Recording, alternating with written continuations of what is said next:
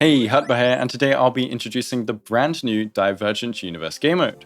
It is another expansion to Simulated Universe with brand new path revamps, an awesome menu screen, a unique roguelike system, tons of rewards, some awesome quality of life, and my favorite, slot machines.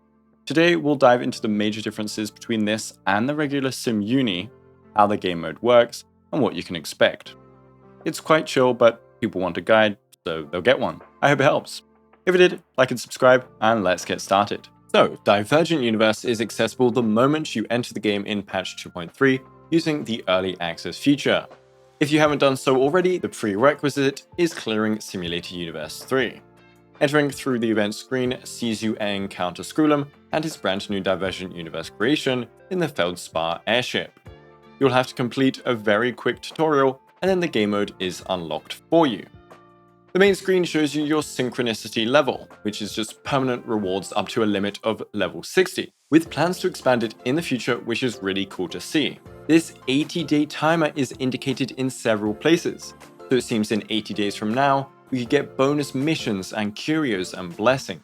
Since 80 days from now should be around version 2.5, it could be a continuation of Divergent Universe with new Planars, just like we normally get with Simulated Universe. We'll have to wait and see.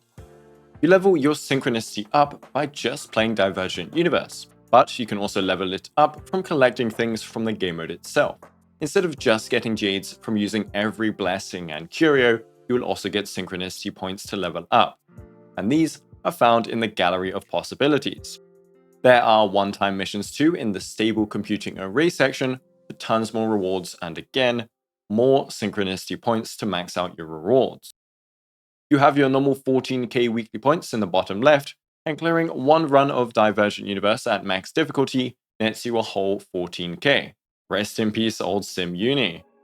Top left, we first can visit the Herta store. There's also Inspiration Circuit, a new tree level up system unique to Divergent Universe. Playing this mode will give you points to spend on this tree. You can level up what you like and even reset what you've leveled up. I would focus on the key level ups indicated with the triangle thingy. Some are really great bonuses to your runs, for example this one that speeds your runs up. And all the way at the top, you can unlock brand new boundary equations, which essentially are the old resonance formation skills from the regular Simulated Universe that are buffed. They are hard to achieve though. Now the third button on the top left is the Probability Museum, which lets you display art to gain permanent buffs in your Divergent Universe runs, as well as paintings to make your airship look pretty. Housing mode soon, HOYOverse. And finally, Operational Record houses a bunch of cool lore that you can read. There are three things that you can launch from the main screen. Ordinary Extrapolation is the standard game mode with everything randomized. You'll be playing this most of the time if you want to progress. Cyclical Extrapolation is a weekly resetting version that changes what you start a run with. For example, the first week had one dedicated to break units, and even more dedicated to physical and fire ones. You can ignore this weekly rotating buff if your team can't work with it, and just play the ordinary mode. Every week though, you will get some very small bonus rewards, which are neat, as well as some bonus but capped Synchronicity points to level up. The third thing is Planar Ornament Extraction, which is an insane quality of life update. Once you clear a run of ordinary or cyclical extrapolation, you can save your run as a save file. This will register your buffs and curios. You can then use this save file in the planar extraction mode. You can run whatever team you want with your saved buffs and curios, and you can even use friends as supports. You choose a boss with their respective planar ornament drops, and killing them will count as one run of farming these planar sets, aka 40 power, effectively transforming this into a planar domain, just like with relics. Since you have so many buffs and can basically just one-tap bosses, this makes planar farming insanely easy. However, do note that save files are reset after a week. You will have to replay either Extrapolation to get a new save file to grind planar ornament extraction at your own discretion. It's kinda like how you have to do 2 weekly Sim Uni runs for max points already. Onto the game mode itself. 5 difficulties as usual, and the 5th difficulty has a way of increasing how hard the run is even further. This makes bosses very tough and have annoying mechanics, so only challenge it if you want a challenge, I guess. The final difficulty, for example, sees bosses hit 30 million HP, have reduced damage when not broken, as well as bigger toughness bars. One difficulty even changes the first 2 bosses to be from a more difficult pool of bosses than usual. You can pick your team, and all of your characters, even unleveled, will be leveled up to 80 with a fair amount of trace investment. They also get pre-made gear and light cones, and even if they're a bit whack, they're better than nothing. So you can try out any new character you just pulled immediately, or try a character you might want to level up in the future to see how they play. Also note that you can pick whoever, and at any point during your run, you can swap in and out of characters from your roster. It's much nicer than having to download a character mid-run, and it favors adjusting your team composition to the blessings you rolled, rather than brute forcing one team like in Simulated Universe. Starting a run, you will not be choosing a path like other modes. This game mode is quite random, but in a fun way. Because paths have a main kit identity but still have bonuses for other kit types, you'll now instead look to complete equation bonuses rather than going in all in one path. Equations are your main source of power-ups, and they will give very interesting and sometimes game-changing buffs to your run when you get enough matching blessings. They also come in different rarities ranging from 1 to 3 star, with each rarity requiring more blessings to unlock. For example, if I get 4 Destruction and 4 Nihility blessings, I can activate this Wastelander equation, giving me super breaks for free. If you don't get an equation that works with your composition, it isn't the end of the world either, as you can change them out later. You could also even swap out your whole team to match the equation if you really want. When choosing blessings, ones that contribute to your equation's requirements will have a special icon highlighting them. The other icon is for blessings that you haven't yet used in a run, and collecting all of those lead to big Stellar Jade rewards. So yeah, equations are the new thing to work towards in this game mode. Since they combine the power of 2 paths, you can get some really awesome combos. For example, combining Aha's Elation Path and Yoshi's Abundance Path, Dewdrop can now be considered as follow-up damage. Combining Fuli's Remembrance and the Erudition gives energy to allies when freezes or dissociation ends. It's a really neat mechanic and leads to a lot of creativity. You also have a boundary equation when you reach 16 or more blessings of a select path. You need to unlock the nodes shown from earlier to start being able to use this. As mentioned earlier as well, these are like upgraded versions of the normal path resonances from Simulated Universe. So you can focus all in one path like before if you really want to. I personally prefer mixing paths and unlocking unique equations though. After choosing your equation, you'll kind of get to choose some starting blessings at least, which can help you direct your run into your desired choice as well as fulfilling your equation's requirements. This is all randomized, but with 1 to 3 blessings guaranteed from your desired choice. This mode is quite RNG though compared to usual, because just like the equation choice, you have no possibility of rerolling. It isn't too bad though, since you'll be able to change them later. Blessings have been revamped. Some have pretty much the same effects as before, some are similar, and some are completely different.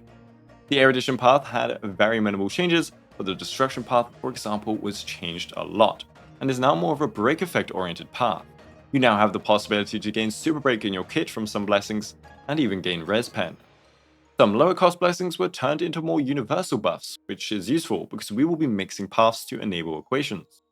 Even though you no longer have a path to necessarily work towards, getting off-path blessings are no longer as bad as before.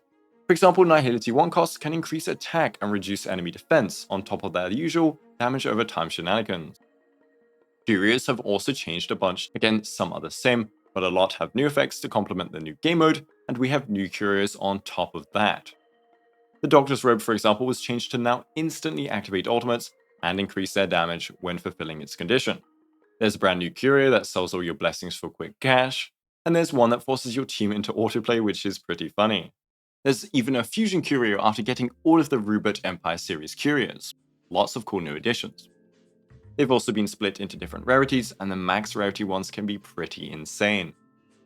There is also a new category of Curios, which are super niche Curios that give some very powerful effects. Some benefit users of a path, whereas some benefit users of a specific element.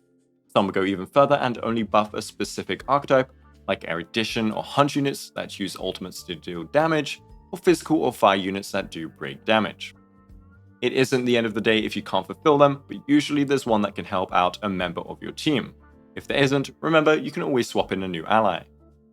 So as for the runs themselves, the runs have 3 planes and 13 stages in total. The first plane has 4 stages, second has 5, third has 4. It's quite quick compared to a Golden Gears run. You have the usual combats, occurrences, rewards, and adventure domains. Transaction domains also make a return. They have revamped like every occurrence, so you'll see a lot of new options and ways to alter your runs. You'll also see new occurrences, like our beloved Trash Can event. Bosses are slightly different. They will have a new pool of enemies to choose from, so expect to see Sam and Aventurine in Plane 3, and even Cirrus from the spooky ghost busting event, which was definitely a surprise. Not only that, after beating the boss, you have an additional way for extra rewards. You have 3 stars, and dealing damage or killing the main enemies accumulates points for these stars. And each star will give you a treasure chest of increasing quality, so it's extra loot on top of beating the bosses, which makes runs pretty chill. Just in front of bosses is a new cute Workbench of Creation.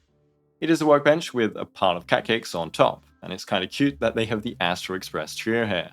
They are important to help fix your runs, and they let you do 3 things. Override equation lets you exchange a current equation for a pool of 3 random ones of the same quality. This means that if you are stuck with an equation that doesn't work at all for you, you can now replace it with the one that hopefully buffs your playstyle. Override blessing does the same thing, but with blessings.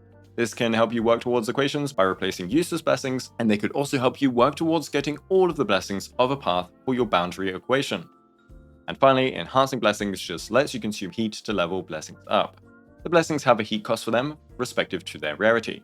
You have 4 heat, so spend wisely. You can, however, get extra heat from a talent tree node back in the main event screen. You also have 2 brand new domains in your runs. First, the new wealth domains, which are pretty much a mini casino for rewards. There's also the Escapade domains with a very fancy looking portal, which are pretty rare. As far as I know, there are 2 variants, but I've only seen the first one in my runs. The first will host an even better gambling machine with 3-star blessings and a Workbench of Creation outside of the usual boss fight ones. The other Escapade variant allows you to use 2 Curio of a lower rarity to get a Curio that's 1 star higher in class. It also lets you overwrite a Weighted Curio and reroll it from a pool of 3. And what's a new Sim Uni guide without a cool cheese strat, and credits to my friend for mentioning this to me. Although the base difficulty is pretty chill, the max difficulty gets insane, so some might want this cheesy strat. The Rupert Empire series Curios can merge into a very powerful Curio that gets you a lot of cool but random rewards. If you don't want to be spoiled, then don't continue. The way to get it is to get all of these Curios which mention this fusion, 3 1-star Curios. You want to focus on occurrence domains and try to get the events that give you broken Curios. Since Rupert Empire Curios can break, you can get them here. There's also a Rupert Empire event that lets you get 2 in one go for a price. Once you obtain this powerful Curio, you can now go buy a ton of blessings and Curios and enjoy your random new rewards every single time you enter a domain. So yeah, tons of new rewards, new things to try out, new cool game mechanics. It's a lot of fun, and the plane extraction is a godsend for players. I don't think the runs themselves are too challenging outside of the higher difficulties anyways. If you want guides on how to unlock specific things and maybe new cheese strats, I'm sure there will be guides on those in the upcoming weeks, so check out other creators for completing your collection, as well as perhaps some cool new cheese ways of beating max difficulty. Anyways, like and sub if this helped, thanks to my awesome YouTube members, thanks for watching, and have a good day.